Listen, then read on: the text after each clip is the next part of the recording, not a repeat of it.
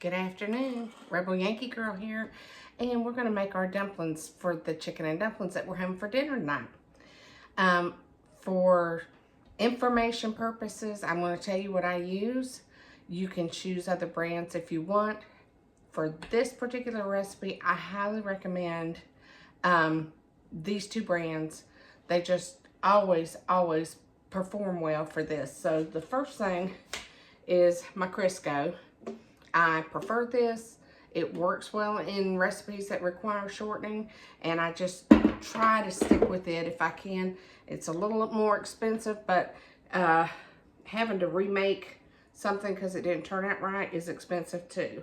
So that's why I'm recommending the Crisco, is because I just feel like if you're going to use shortening, use something that you know is a good quality, and I know that Crisco is. And I'm putting half a cup of Crisco into 4 cups. And when you measure your cups out, make sure that you give your jar a good stir, because it gets compacted in that jar. So if you'll take a whisk, just a regular wire whisk, stir it in your jar or whatever canister that you use, even your bag, because when your flour comes in this bag, it is compacted. It needs to be sifted. It needs to be loosened up. So I'm using a half a cup of shortening to 4 cups of self-rising flour. This is the second thing I'm going to talk about. White Lily self-rising flour. That's all that comes in my house. It's all I'll use. I know that it's going to turn out right when I use White Lily. I have used other flours. Did not turn out the way I wanted it to. And I'm not going to switch back now. So, I don't know if you have one of these. This little handy dandy wire thing is what I call it's a cutter. It cuts your shortening into the flour for you. So, that's what I'm going to do. I get a little flour on my cutter, and I'm just going to cut the big chunk into little chunks until this looks like a coarse meal. And you'll see little balls, maybe pea-sized balls of shortening, but you don't want them to be bigger than pea size. And you just work it into your flour. And I'm making a mess over here for some reason. Okay, I've sat here and I've worked with this for a good couple minutes here, and I'm gonna see if I can get that down in there. If you look, it looks like a coarse meal of some sort. There's a little piece that's not incorporated, but you don't want to see pieces bigger than a pea size, okay? You want it to be as well incorporated as you possibly can. That's the consistency that you want your flour to have. So once I get that done, we'll just put this over here in the sink. Now, we're going to take 2 cups of buttermilk. If you don't shake your buttermilk, what are you doing? And we're going to incorporate that into this flour mixture. So we've shaken our buttermilk up good, and we're just going to pour that in there. I'm not going to pour all of it in here right now.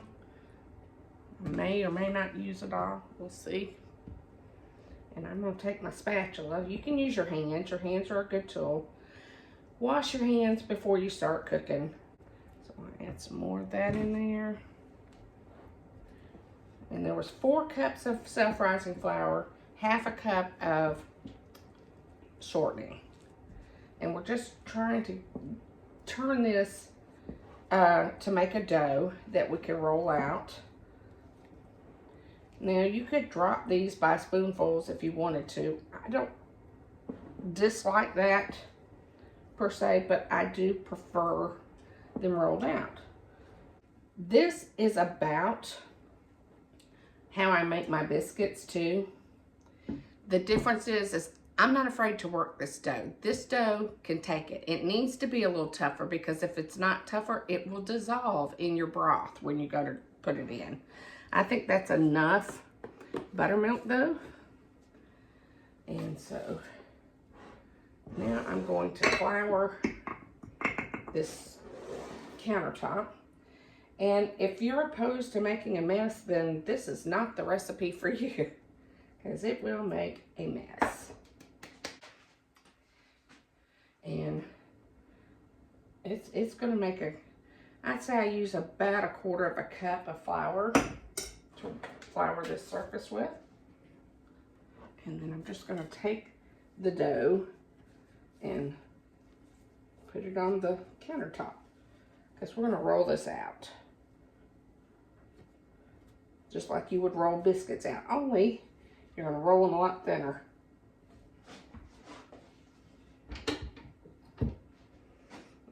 I get some flour on my hands, because the one thing about working with dough is it will stick to you. You don't want it stuck on you. Get as much of that back off as you can. And I'm going to add a little more flour over here. Now this is my handy dandy rolling pin, and it's a silicone covered rolling pin, which my sister-in-law gave to me years ago, and I really like it.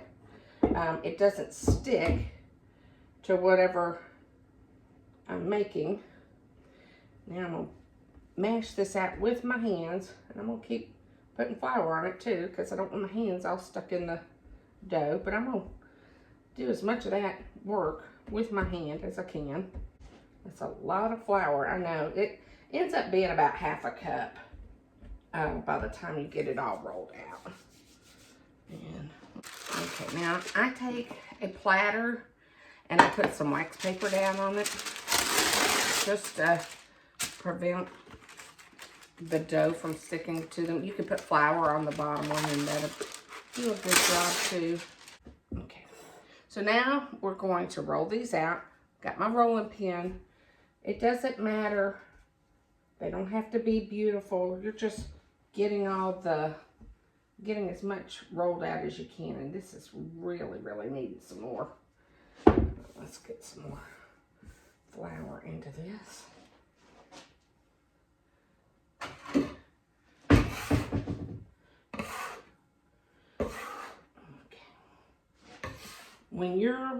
If your dough is sticky, like this is, you need to get that flour that you rolled out on your counter and just knead it into this dough.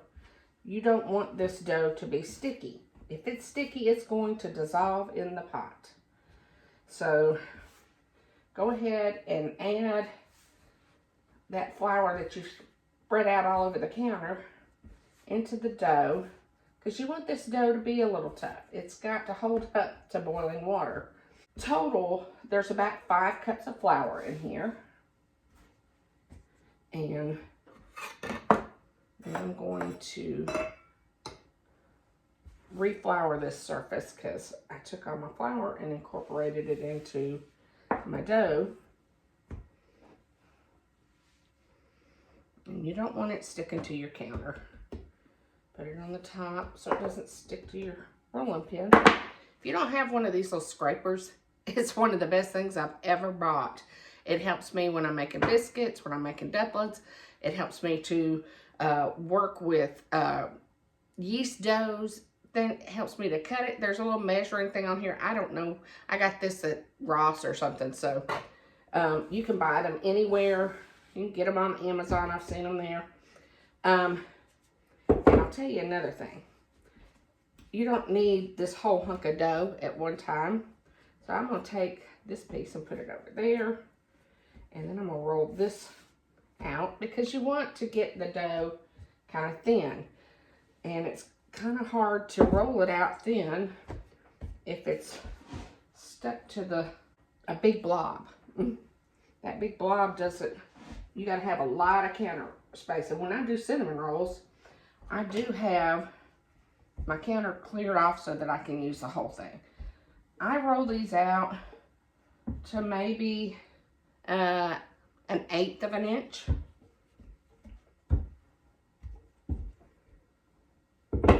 Not usually more than 1/4. I'm just going to grab my paring knife, because it's got a smooth blade. It doesn't have ridges. It's not a serrated knife. It's just a plain blade. And I'm just going to cut. You could use a pizza cutter for this. That's an excellent way to do this. And then I'm just going to cut these strips into about 4 to 5 inch pieces, I guess.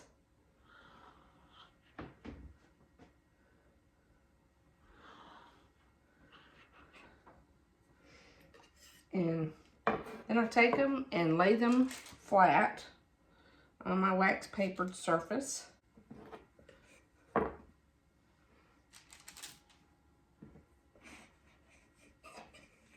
Okay, let me show you what I'm talking about with the width and why. All right, this is about 1/8 of an inch.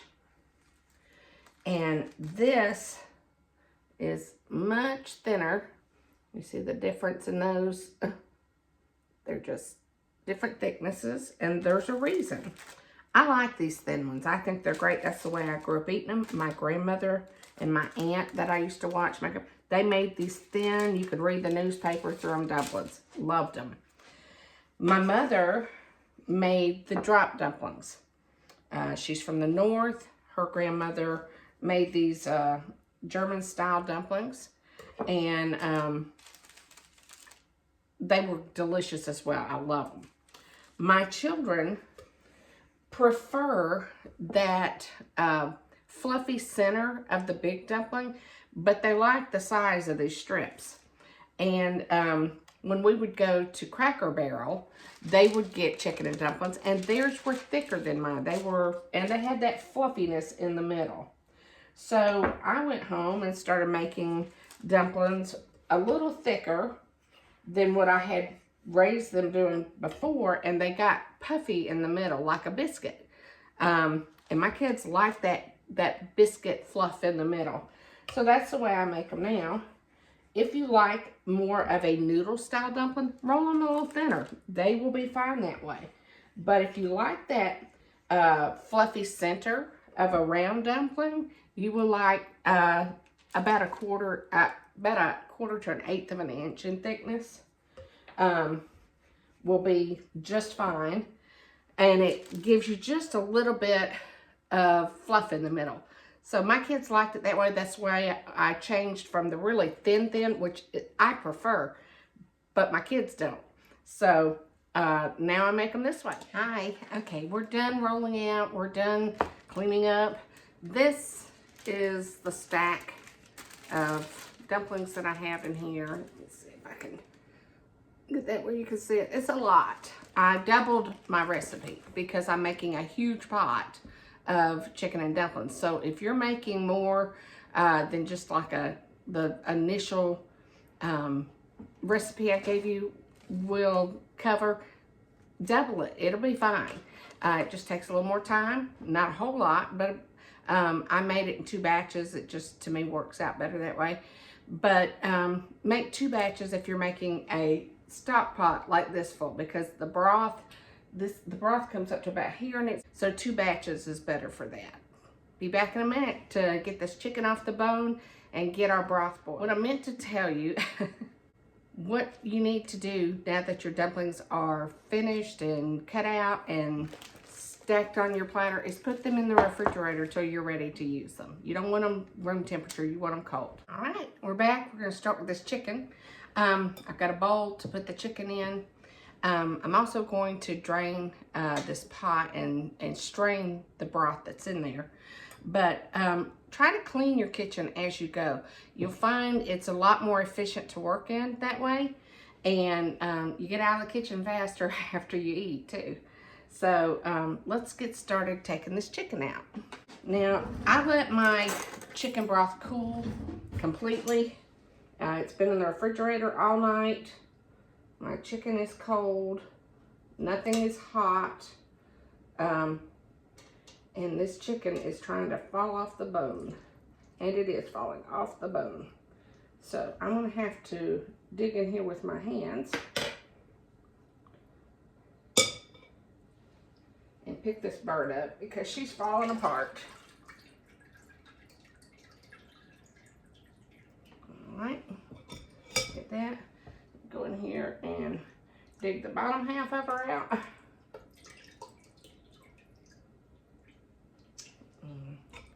that in there, get the skin out of here.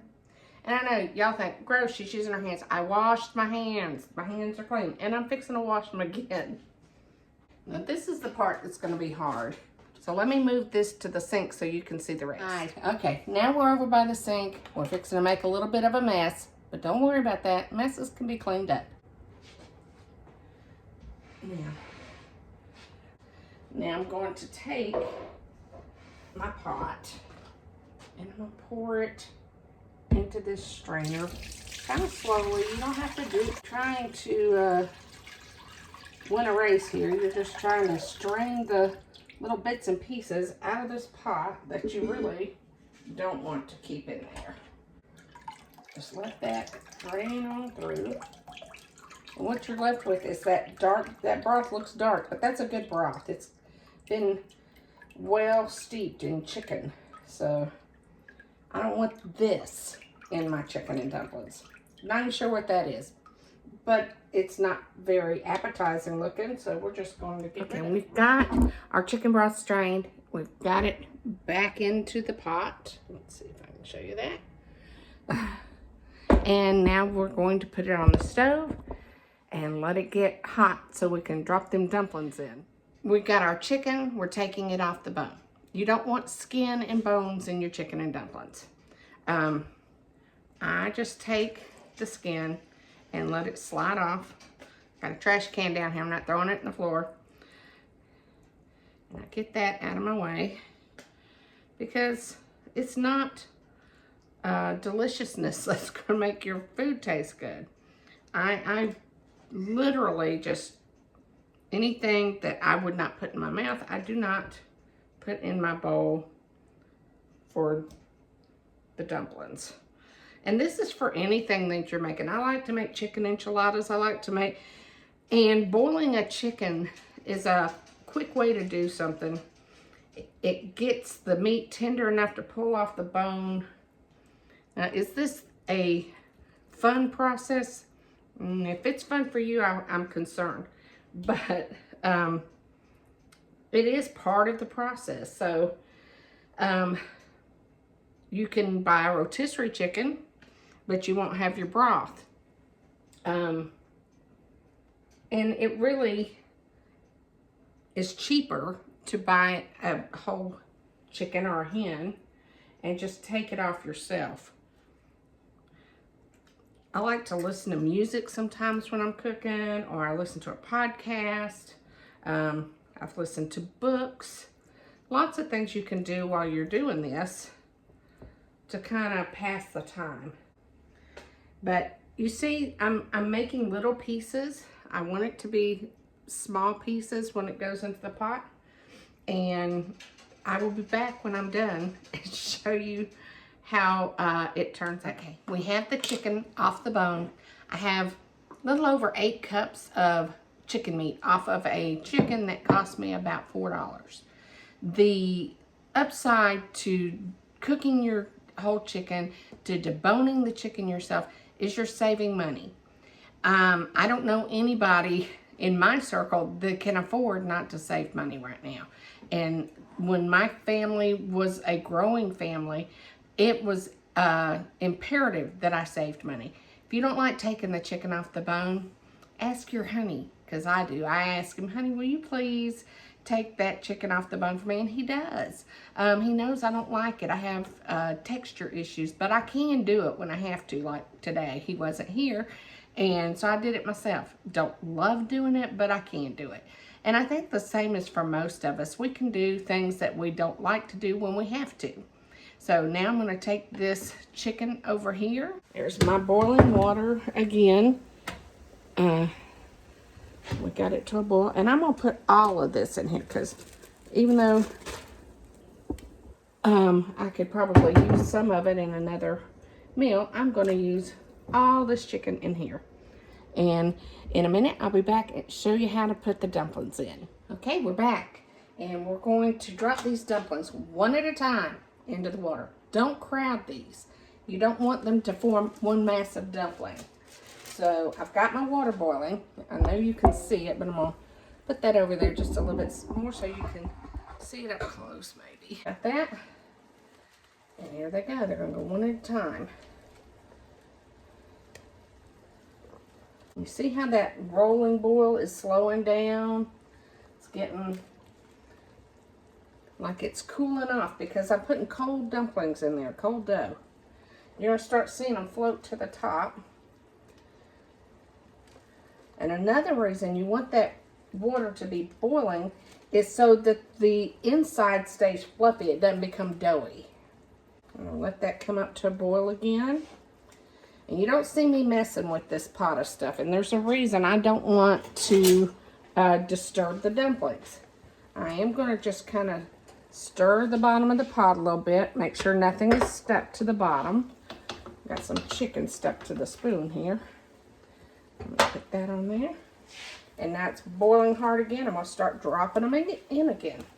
And you just keep doing this until they're all in your pot.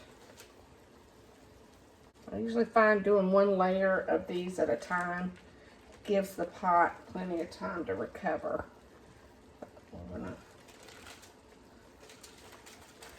Okay, sometimes once the pot gets a lot of dumplings in there, you might want to part the ways a little bit just to give it room to drop down into the broth, because these are floating to the top. You don't want to push the dumplings real hard. You just want to gently push them out of your way. You may want to turn your heat down just a little bit. If they start bubbling like this really hard, you need to work fast. And that's what we're going to do, is we're going to work fast. For the most part, this is the way we want them to look. I am going to turn it down, but I still want it bubbling. And I'm going to add a little more pepper in here. I like some pepper in mine. Now, measure with your heart on that. But once these have fully cooked in the middle, they're done. And the chicken is in there. It's fully cooked. And you can enjoy a lovely bowl of chicken and dumplings for dinner tonight.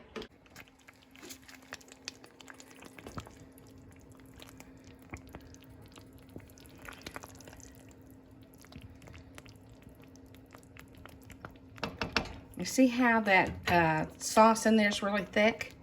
That's how the flour helps on the dumplings when it got some flour on them. So don't be afraid to leave that flour on there. Yes, this is a lot of work. Yes, it takes a little time, but it is so worth it. My family loves it. I love seeing how they enjoy it. So it's a win-win for me. And it's going to save you some money, because I'm going to feed me and my husband, several of my kids, maybe some of my grandkids, and my mother-in-law. She is 83 now, and I think she doesn't like cooking so much anymore. So I try to send her a plate or two to eat later in the week. Okay, for the purpose of demonstration, I think I need to test these and make sure they're okay.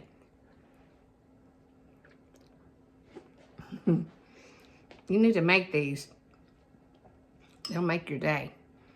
I hope y'all have a great one. Bye.